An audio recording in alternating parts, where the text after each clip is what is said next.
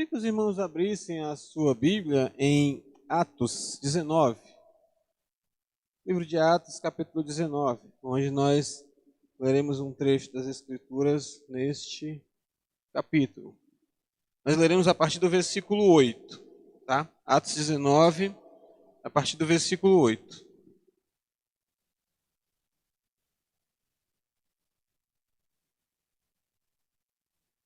Como nós não temos visitantes hoje, eu quero apenas cumprimentar os nossos amigos e irmãos que nos acompanham pela internet, que a graça de Deus possa chegar até a sua vida e todas as bênçãos que você precisa para esta noite, para a sua vida também estejam sobre vocês. Atos capítulo 8, Atos capítulo 19, a partir do versículo 8, diz o seguinte: E entrando na sinagoga, falou ousadamente por espaço de 3 meses, disputando e persuadindo-os acerca do reino de Deus. Mas como alguns deles se endurecessem e não obedecessem, falando mal do caminho perante a multidão, retirou-se deles e separou os discípulos, disputando todos os dias, discutindo, discursando, falando para eles, ensinando, todos os dias na escola de um certo tirano. E durou isto por um espaço de 2 anos, de tal maneira que todos os que haviam na Ásia ouviam a palavra do Senhor, assim judeus como gregos. E Deus, pela mão de Paulo, fazia maravilhas extraordinárias, de sorte que até os lençóis e aventais se levavam do seu corpo aos enfermos, e as enfermidades fugiam deles, e os espíritos malignos saíam. E alguns dos exorcistas judeus ambulantes tentavam invocar o nome do Senhor Jesus sobre os que tinham espíritos malignos, dizendo: Esconjuro-vos por Jesus, a quem Paulo prega. E os que faziam isto eram 7 filhos de Seva, judeu, principal dos sacerdotes. Respondendo, porém, o espírito maligno disse: Conheço a Jesus e bem sei quem é Paulo, mas vós quem sois? E saltando neles o homem que tinha o espírito maligno e assenhorando-se deles, pôde mais do que eles, de tal maneira que nus e feridos fugiram daquela casa. E foi isto notório a todos os que habitavam em Éfeso, tanto judeus como gregos. E caiu temor sobre todos eles, e o nome do Senhor Jesus era engrandecido. E muitos dos que tinham crido vinham confessando e publicando os seus feitos. Também muitos dos que seguiam artes mágicas trouxeram seus livros e os queimaram na presença de todos. E feita a conta do seu preço, acharam que montava a 50.000 peças de prata. Assim a palavra do Senhor crescia poderosamente e prevalecia. Amém. Eu queria pensar um pouco com os irmãos a partir desse texto, e nós faremos essa reflexão em 2 momentos. Vamos pensar um pouco sobre esse texto hoje, em um outro momento pensaremos o restante. Tá? Eu queria pensar com os irmãos sobre o poder da palavra de Deus. Tá? O poder da palavra de Deus. Nós sabemos, né, desde o início, que o poder da palavra de Deus ela é eficaz desde o início mesmo. Em Gênesis, quando não havia nada, disse o Senhor: haja luz. Disse o Senhor: haja isso, haja aquilo. Então toda a criação foi feita pelo poder da palavra de Deus. Tudo o que existe pelo poder da palavra de Deus. E da mesma forma que Deus tem poder para construir, Deus também mostrou que tem poder para destruir. Nós também vimos o poder da palavra de Deus no dilúvio, onde Deus inunda a terra, onde Deus reforma tudo que já foi criado, tá? Pelo poder da sua palavra. Eu vou fazer assim. E ele disse que chova, e choveu. Então, a palavra de Deus, ela tanto constrói, tem poder para construir, e ela tem poder para destruir. E também a palavra de Deus tem poder para manusear tudo o que existe. Nós vemos isso no Êxodo, né? Nós vemos isso nas pragas do Egito, nós vemos isso no movimento do Mar Vermelho, nós vemos isso na água saindo da pedra, nós vemos isso nas codornas vindo para as pessoas se alimentarem. Então nós vemos que Deus tem poder para criar, a palavra de Deus pode criar, a palavra de Deus ela pode destruir, e a palavra de Deus ela pode transformar, ela pode manusear tudo o que de fato existe, tudo o que existe. E nesta existência, dentro dessa existência, estamos nós. E um dos poderes que eu queria pensar com você hoje sobre a palavra de Deus é o poder que ela tem para transformar. Transformar, de fato, né? Nós usamos a blusa, Jesus transforma, mas Jesus transforma pelo poder da sua palavra, né? Ele não vem aqui mudar você, ele não pede, não, Jesus transforma pelo poder da sua palavra, né? E eu queria que você considerasse nesse instante o poder a palavra de Deus como um aceno, né? Como um balançar de mãos, né? Deus, e esse aceno de Deus, ele tem grande poder. Grande poder. A sua palavra é simplesmente um gesto, é simplesmente uma ação. Quando Deus fala, certo? Quando Deus fala, todo o seu poder se manifesta através da sua palavra. Isso aconteceu muitas vezes no Antigo Testamento. Isso aconteceu muitas vezes no Novo Testamento. E isso acontece até hoje. Deus age pelo poder da sua palavra. E a sua palavra também ficou registrado em um livro que nós conhecemos como Bíblia, que nós conhecemos como a revelação necessária para a nossa vida, nossa única regra de fé e prática. E os escritores do Novo Testamento, eles gostavam de falar de evangelho, né? As boas novas. Então o evangelho, as boas novas, a palavra de Deus, a Bíblia, tudo isso é sinônimo para o registro que ficou da palavra e da vontade do Senhor. E Davi, certo? Davi, ele fala um pouco sobre esse poder da palavra, ele menciona o poder dessa palavra. Eu vou ler aqui para você, em Salmos, capítulo 29, a partir do versículo 3, Davi vai falar sobre o poder da sua palavra. Ele vai dizer,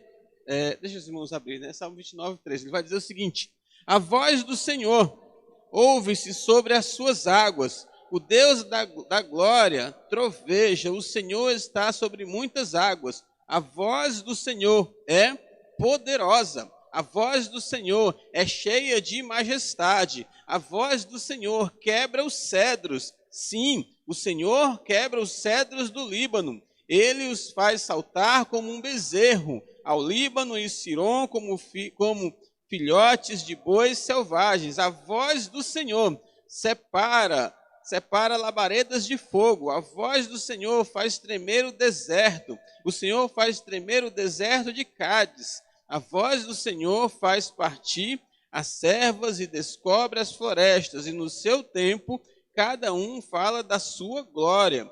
O Senhor se assenta sobre o dilúvio. O Senhor se assenta como rei perpetuamente. Certo? O Senhor dará força ao seu povo, o Senhor abençoará o seu povo com paz. Então Davi está falando aqui do poder, do esplendor da voz do Senhor. A voz do Senhor, nós sabemos que ela pode destruir montes. A voz do Senhor, ela pode pegar essa serra de Ibiapaba e colocar ela abaixo, partir ela ao meio, colocar ela abaixo, tirar a existência dela da mesma forma que ele criou.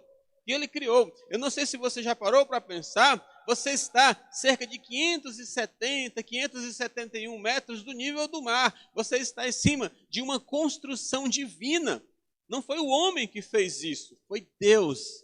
Deus criou este lugar onde você habita. Deus criou esta cidade. Ah, não, mas fomos nós que criamos. Não, nós habitamos, mas quem criou foi o Senhor. Na verdade, nós fazemos é destruir, né?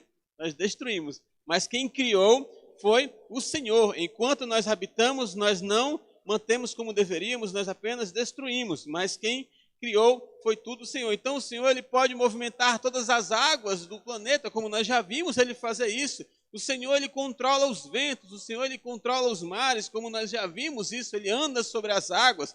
Então a palavra do Senhor, ela é poderosa para fazer muito mais do que nós imaginarmos e tudo aquilo que nós imaginarmos numa proporção, numa proporção medonha, numa proporção que geralmente causa tremor em nós. Esta é a voz, este é o poder da palavra do Senhor. Mas nada do que você pode imaginar nesse sentido, de Deus criando, de Deus destruindo, de Deus mantendo, de Deus manuseando, pode se comparar com o poder que a palavra do Senhor tem sobre as pessoas. Sobre as pessoas. A palavra do Senhor, ela tem um grande poder e ela faz maravilhas sobre cada pessoa, né? Sobre cada um daqueles que são atingidos por ela, de maneira graciosa, de maneira irresistível, de maneira soberana, de maneira preponderante. Então a palavra do Senhor, ela pode transformar.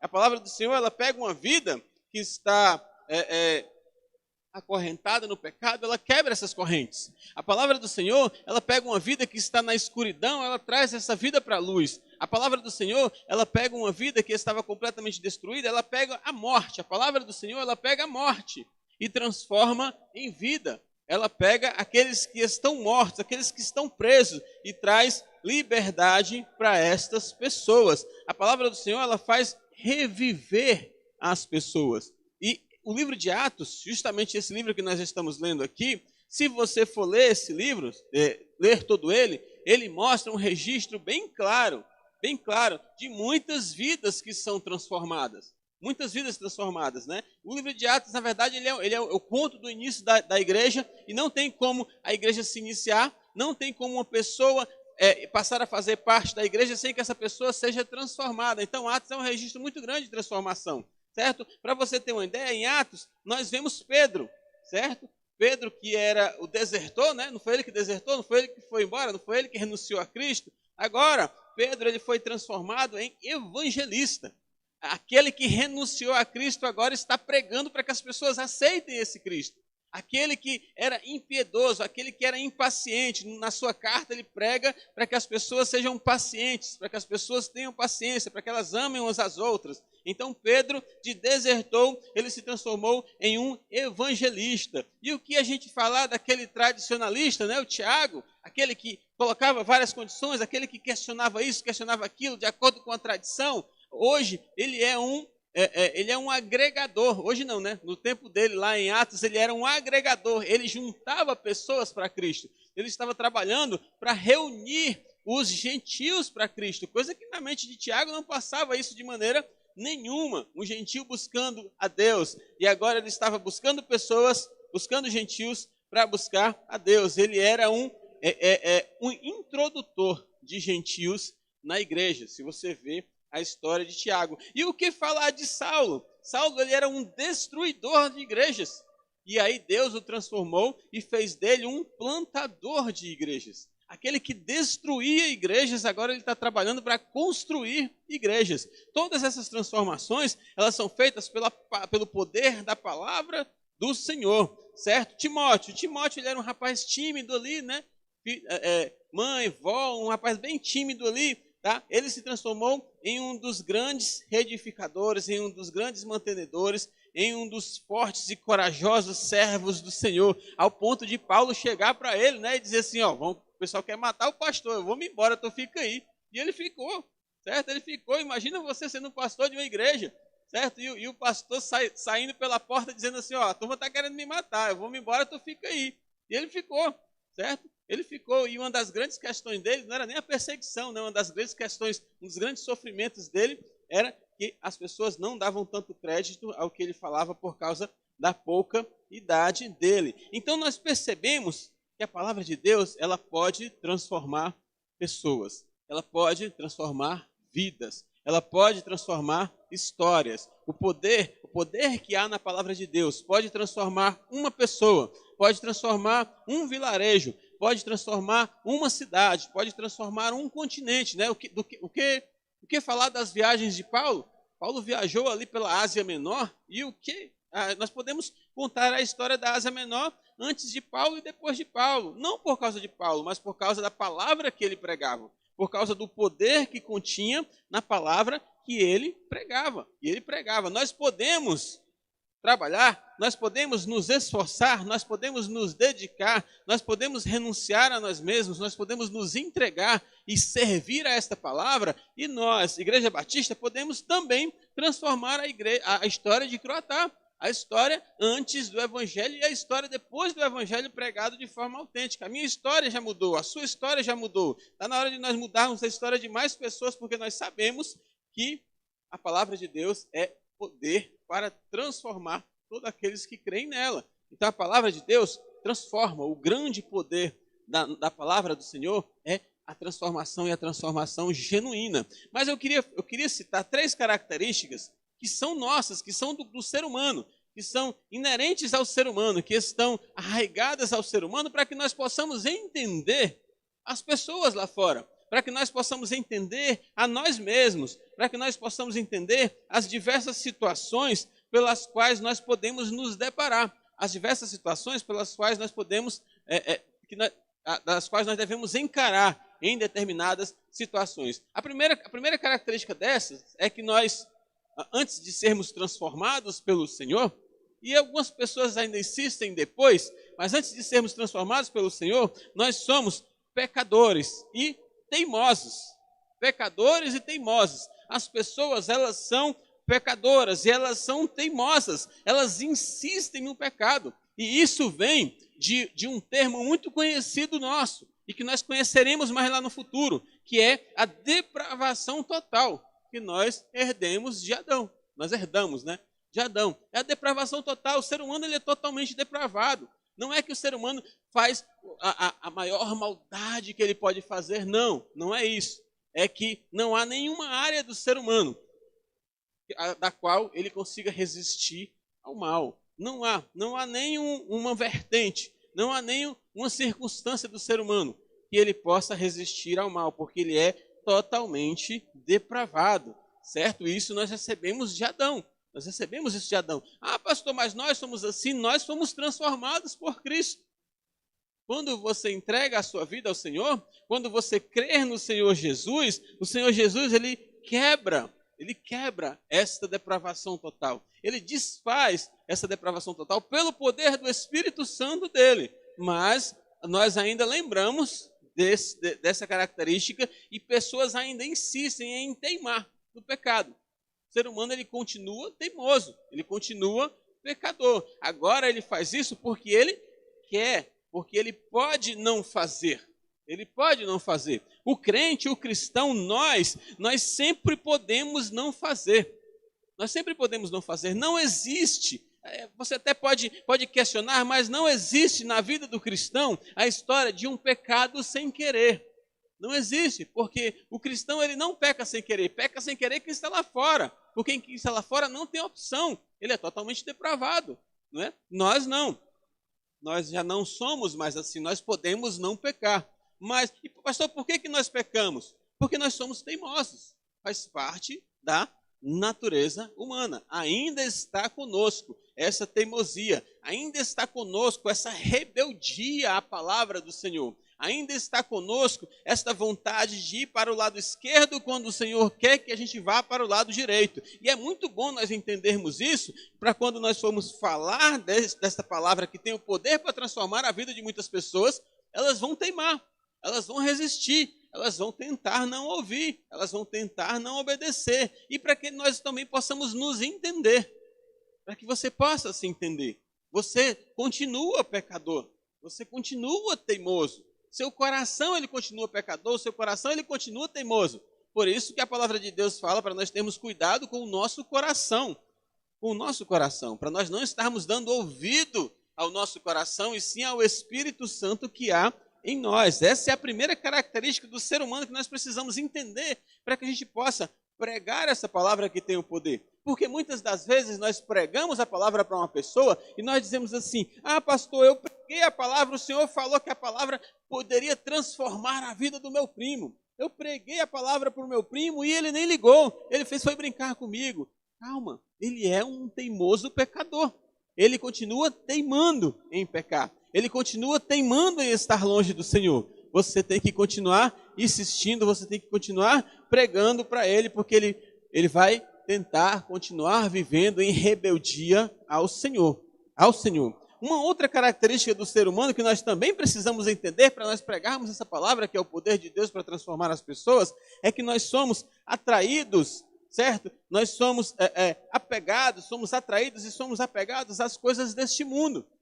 As coisas deste mundo. E isso é fácil de explicar, porque isso é explicado pela nossa incredulidade. A nossa incredulidade, ela gera um vazio em nós. Né? Parece até clichê, ou então parece que é pregação para criança, mas existe um espaço em nós que só pode ser preenchido pelo Senhor. E aí a nossa incredulidade retira o Senhor deste lugar. E aí nós tentamos preencher com diversas outras coisas. E o mundo se oferece. Você não precisa ir atrás. O mundo, ele se oferece para preencher este vazio. O mundo oferece os prazeres por aí afora para preencher esse vazio. O mundo, ele oferece as tentações para preencher esse vazio. O mundo, ele oferece as riquezas para preencher esse vazio. O mundo, ele oferece as distrações para preencher esse vazio. Mas não adianta tentar me convencer de que a pessoa, né? Se eu conversasse com essa pessoa, não adiantava ela tentar me convencer de que ela estava satisfeita, porque o vazio, o espaço não foi completamente preenchido. Tem muitas pessoas que têm muito dinheiro, que vivem numa depressão que dá pena, né? É como eu tratei de uma moça um tempo que ela era tão pobre que só o que ela tinha era dinheiro, certo? Só o que ela tinha era dinheiro. Ela trocando em palavras, ela quase que se mata com o próprio dinheiro. Então ela era tão pobre que só o que ela tinha era dinheiro. Olha como nós somos bem mais ricos do que quem só tem dinheiro, tá? Nós temos o Senhor, eu tenho vocês. Nós somos felizes por causa disso, certo? Vocês enriqueceram mais ainda, né? Vocês aumentaram mais ainda a minha conta, tá? Fizeram com que eu ficasse mais rico ainda por causa de vocês. Mas o mundo, ele se oferece para que você tente preencher este vazio. Então, quando você for falar da palavra de Deus, que é o poder para transformar aquele que crê, essa pessoa, ela vai achar que outra coisa pode estar na vida dela no lugar da palavra de Deus. Às vezes nós mesmos somos tentados a receber um outro conselho que não seja o conselho do Senhor. Às vezes nós somos tentados a sentir um outro prazer que não seja um prazer que foi trago pelo Senhor para a nossa vida. Às vezes nós somos tentados a buscar uma riqueza que não é a riqueza que o Senhor tem desejado para nós. Não estou falando aqui de não ir em busca de prosperidade. Nós temos que sim, ir em busca sim. O empresário tem que trabalhar para a sua empresa crescer cada vez mais. O trabalhador tem que se esforçar para ganhar um salário cada vez mais, que traga cada vez mais tranquilidade para a sua vida. Mas isso não pode tomar o lugar do Senhor na sua vida de maneira nenhuma. Uma terceira característica do ser humano é que nós somos ignorantes e inconscientes com relação ao nosso inimigo. Ah, pastor, eu gosto da Igreja Batista porque a Igreja Batista não prega, não fala sobre o diabo. Não fica falando sobre o diabo. Se bem que as outras que falam sobre o diabo não falam o que deveria falar, tá? Mas nós somos ignorantes com relação ao nosso inimigo. Nós às vezes achamos que o nosso inimigo é fraquinho. Nós às vezes achamos que nós somos fortes o suficiente. Como nós estávamos falando na escola bíblica de manhã, que foi muito boa, inclusive, só com 4 pessoas, mas foi muito boa. Tá? Que nós estávamos falando que nós somos tentados, que nós podemos resistir essa tentação. Mas o nosso inimigo, ele é sagaz. O nosso inimigo, ele é esperto. O nosso inimigo, ele é sábio. Nosso inimigo, ele é sábio, não se engane.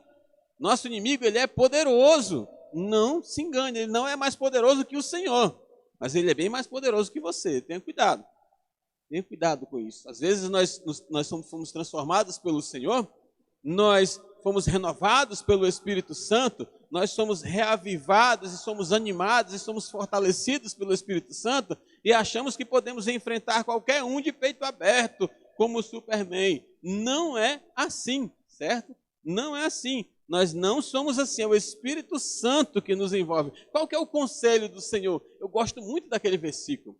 Eu esqueci a referência agora, mas qual que é o conselho do Senhor para a gente lutar contra o inimigo?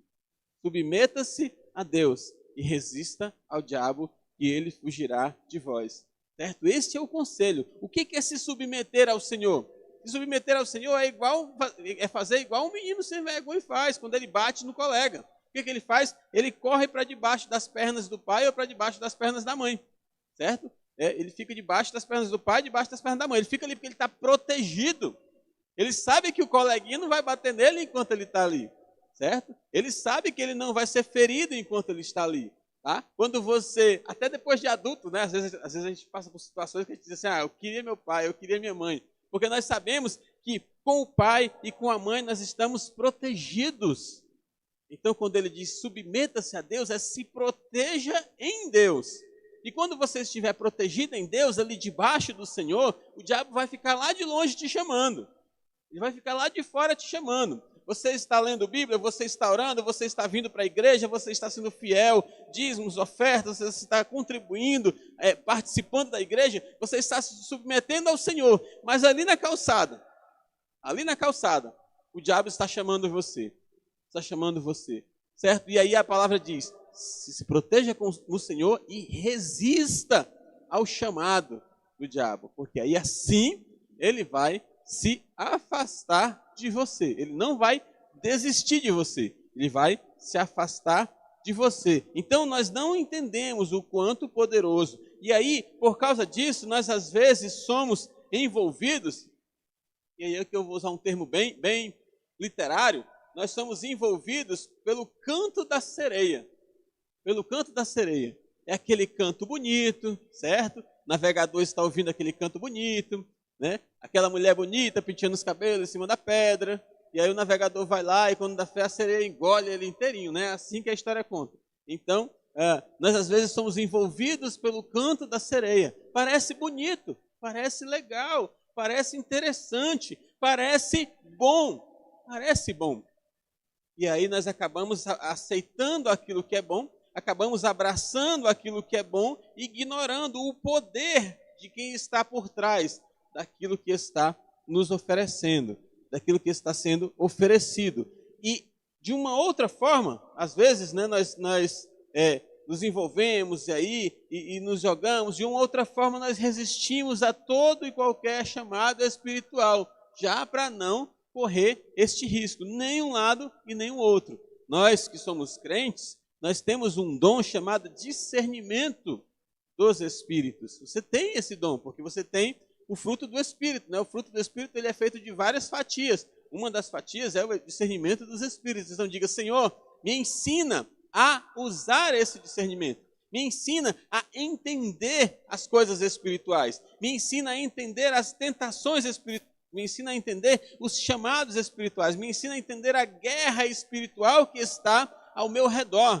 Porque há uma guerra espiritual ao nosso redor. Certo? Isso aqui não é nada de pentecostalismo, não. É a realidade nua e crua. Há uma guerra espiritual ao nosso redor. Nós não lutamos, mas às vezes nós somos atraídos para resistir, para lutar contra espíritos. E nós não vamos conseguir. Você sempre vai acabar caindo. Você sempre vai acabar errando. Você sempre vai acabar falhando. Então são 3 importantes características que nós sempre precisamos entender, que nós temos e que as pessoas que vão ouvir a palavra que nós vamos pregar também têm. Certo? Você vai pregar para pessoas que são pecadoras, teimosas. Você vai pregar para pessoas que são atraídas pelos prazeres do mundo. Você vai pregar para pessoas que não entendem o poder do nosso inimigo. Então, não entende o poder do inimigo. Atraído pelos prazeres do mundo e um teimoso pecador. Estes são os nossos ouvintes. E é por isso que nós estamos aqui. É por isso que você está aqui. Talvez na sua família tenha pecadores teimosos. Talvez na sua família tenha pecadores teimosos que também são atraídos pelas coisas do mundo. E com certeza não conhecem o poder do nosso inimigo. Não conhecem. Nós mesmos somos ignorantes quanto ao poder do nosso inimigo, por isso nós acabamos falhando. certo? Nós acabamos falhando. E Atos vai revelar todas essas características na igreja de Éfeso, certo? E no decorrer do texto, Paulo vai desmistificando, ele vai destruindo, ele vai agindo contra essas três características que nós veremos em um outro momento. Mas depois que isso acontece, tá? Ele mesmo fica admirado pelo que aconteceu em Éfeso e ele vai escrever um pequeno trecho. Nós vamos ler um pequeno trecho da carta que ele escreve para a própria igreja de Éfeso depois de um tempo, certo? Depois de um tempo. Ele chegou e ele encontrou uma igreja idólatra, ele encontrou uma igreja teimosa, encontrou um povo idólatra, um povo teimoso, um povo pecador, um povo atraído pelas coisas do mundo, um povo que não conhecia o poder do nosso inimigo. E aí ele vai falar com esse povo em Éfeso capítulo 1, 2, versículo 1. Deixa eu abrir aqui. Efésios 2, 1.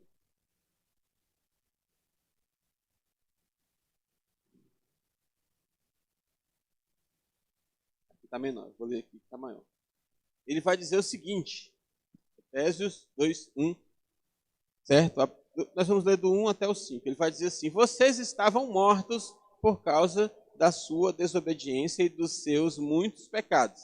Então, pessoas teimosas. A gente vai identificar aí a referência. Nós vamos lendo e vamos identificar quem pessoas eram e quais as características que ela tinha. Então, vocês estavam mortos por causa de sua desobediência e dos seus muitos pecados. Pessoas pecadoras e pessoas teimosas, nos quais costumavam viver como o resto do mundo. Vocês costumavam viver como o resto do mundo, atraído e apegado às coisas do mundo, obedecendo ao comando dos poderes do mundo invisível. Lembra do que eu falei? Às vezes nós tentamos entrar em uma guerra que não é nossa. Não é nossa. Nós queremos lutar contra o invisível. Nós queremos resistir o invisível. Nós queremos ser fortes. Deus me falou que se eu fosse em tal lugar, certo? Lá não é um lugar para crente, lá não é um lugar para servo do Senhor, mas eu não vejo nada de mal. Sabe por que você não vê nada de mal? Porque o mal que está lá é um mal invisível. É um mal invisível, por isso que você não vê nada de mal. Agora você vai entender essa expressão, né? Quando você olha para aquela praça lá, mas eu não vejo nada de mal nisso. Sabe por que você não vê nada de mal? Porque o mal ali, ele está de maneira invisível. E você não pode tentar enfrentar o invisível. Paulo está falando justamente isso aqui. Você obedecendo aos comandos dos poderes do mundo invisível. Ele é o Espírito que opera no coração dos que recusam a obedecer, certo? Aí as pessoas ignorantes ao poder de quem opera, certo? Ele, o nosso inimigo, ele opera, certo? E aí as pessoas são ignorantes. Todos nós vivíamos deste modo, segundo os desejos ardentes e as inclinações da nossa natureza humana. Desejos ardentes e inclinações da natureza humana. Nós éramos pecadores, pecadores teimosos, pecadores insistentes, pecadores rebeldes. No versículo seguinte, éramos por natureza merecedores da ira, como os demais. Mas Deus é tão rico em misericórdia e nos amou tanto que, embora estivéssemos mortos por causa dos nossos pecados, Ele nos deu vida juntamente com Cristo. É pela graça que vocês são salvos. Nós fomos salvos pela graça e pelo poder transformador da palavra de Deus. A palavra de Deus chegou até nós com poder irresistível pela graça, não por merecimento algum, não por mérito nenhum. Então Paulo deixa bem claro nesse texto, certo? Todas as condições e todas as características que nós, seres humanos pecadores, somos. Não sei se você que nos acompanha pela internet, você está se identificando como um pecador teimoso, como um coração teimoso. Como que está o seu coração? Está teimoso? Você fica dizendo para ele não fazer, e quando você menos percebe, fez. Você fica dizendo para ele não desejar, e quando menos percebe, desejou. Esse coração, ele está teimoso. é um coração teimoso. Mas, pastor, eu fui transformado pelo Espírito, eu entreguei a minha vida a Jesus. Mas você precisa lutar contra a carne. A palavra de Deus, ela deixa bem clara. Você precisa lutar contra a carne. Você precisa lutar contra essa teimosia do seu coração. Você precisa lutar contra essa atração que o seu coração tem pelas coisas do mundo, pelos prazeres do mundo, pelas delícias do mundo, por tudo aquilo que o mundo oferece de bom, pelo brilho do mundo. Nós temos que lutar contra essa atração que o nosso coração tem. E nós temos que entender muito bem o poder do nosso inimigo, temos que entender muito bem as estratégias do nosso inimigo. Paulo, ele falou assim para a igreja de Éfeso, a palavra de Deus fala assim para cada um de nós. A palavra pode transformar, sim, ela tem poder para transformar, mas nós precisamos pensar em quem nós somos, nós precisamos nos entender e entender as pessoas que precisam ouvir o nosso evangelho, para que o evangelho de fato possa ser poderoso para transformar todo aquele que nele crê, tá bom? Eu queria terminar lendo Romanos, capítulo 1, versículo 16, que é justamente esse texto que nós vemos comentando aqui, certo? Desde o início.